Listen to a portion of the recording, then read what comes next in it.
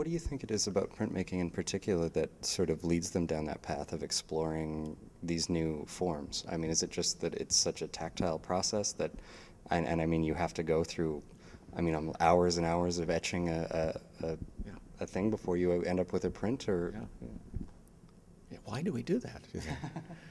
Well, you know, there's individual explanations and reasons for that, but I think there's a kind of meta-narrative that operates in printmaking having to do with that question.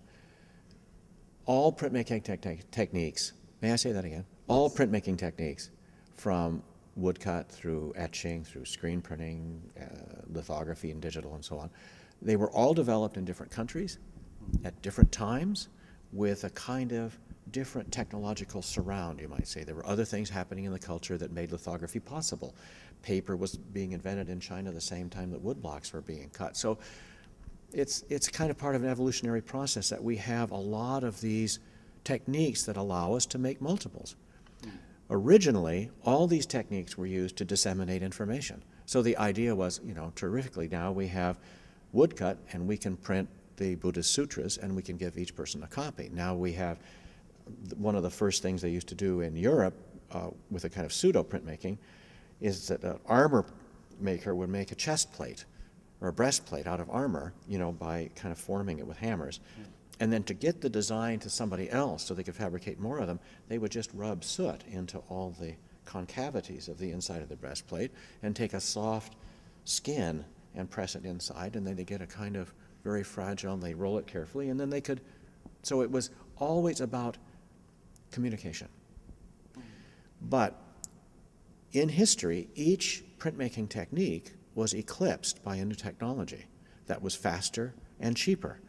The history of printmaking has been, in a way, the history of artists standing at the edges of the desiring of pure communication. Wanting communication, but also wanting, you might say, the soul of the individual. And so when the techniques become eclipsed by technology, then the printmakers tend to take them up. Right. So as soon as etching was eclipsed by lithography, then etching was free from that job of just being about communicating hundreds of copies. So when it was free from that task, it was a little easier for the artist to say, now what can etching do? In other words, we're not bound to tell the news, to tell the stories that are coming down from what's happening today or from government or something. So what do we want to say with this technology? So it's still communication, but it shifts from the outside, from the public realm purely, to a kind of mediating point between the public and private. Yeah. And that's why we keep doing it, because the more techniques and technologies there are, the broader our palette. It's like a painter arriving at his studio and there's more colors there. Right? But there's no agenda on the tube. It doesn't say this red is, you have to talk about this. Now we're free to talk about whatever we want to talk about. How much does, because you say it's about the dissemination of information, and I mean, obviously, that has become what was once a very tangible thing. It has become very ephemeral with the digital age. Yeah. People, so I mean, how has that, I mean, beyond just digital photography, how is the fact that people almost don't have as much physical experience with information now as they did before, how has that changed how people approach? My own question about that question, if I'm understanding it, has to do with whether we are, as a culture, being educated early enough, trained and exposed well enough, so that we're able to engage images that you might see in this exhibition as a part of a larger continuity that involves movies and advertising, books and television, and digital images of all kinds.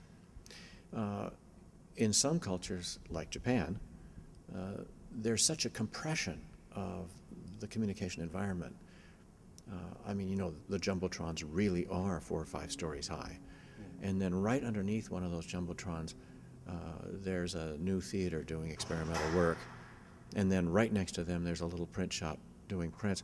So when an idea bubbles up in a television commercial, it's 2 or 3 months, you'll see a print artist take that idea up and switch it around. And that happens in our culture too. but sometimes I think it happens in a kind of ponderous way, a little bit more slowly, or in a more dilute way, so that I wonder whether sometimes the public that's experiencing all these images is able to kind of decode that kind of evolutionary process. Right. But I think we might be getting a little closer to that point. We give in to a very popular notion that all work that should be seen is, say, installation-based, for instance, Right. or light-based or something. That's great. We have a piece in this show that's going to have a digital projection moving on top of it all the time. That's wonderful, and we'll probably use that technology in printmaking in a couple of years.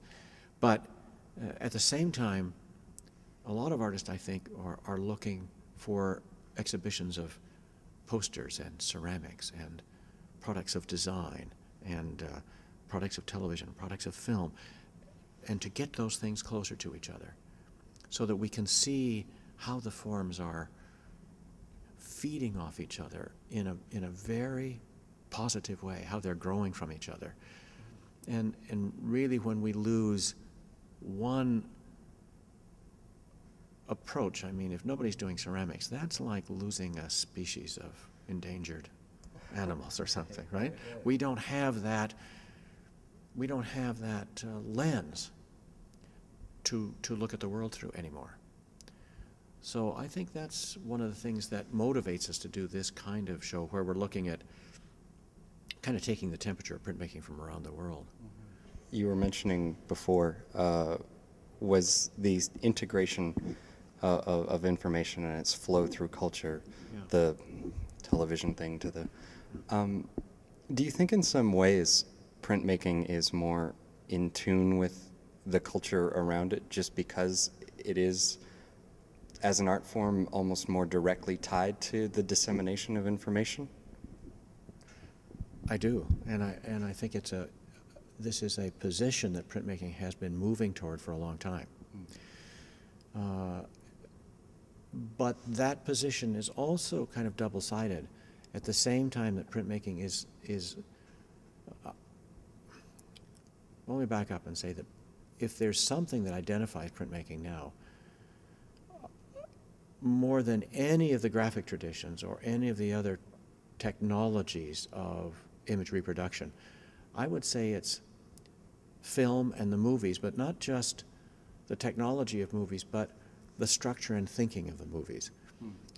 After all, it was the beginnings of filmmaking that affected the artists that brought us collage. And printmaking has become the ultimate kind of collage medium, as has film. This is an aquatint and a mezzotint. That means that the whole plate, copper plate, was rocked with an instrument so that the plate would essentially be like a piece of copper sandpaper. If printed, it would be solid black. So what the artist has had to do here is to scrape up, polish up, and burnish up all the images, all the grays, from solid black up to light. So you're really sculpting the light out of the dark. Well, that's almost like film. I mean, we start with a dark interior and we light it. So it's like film noir.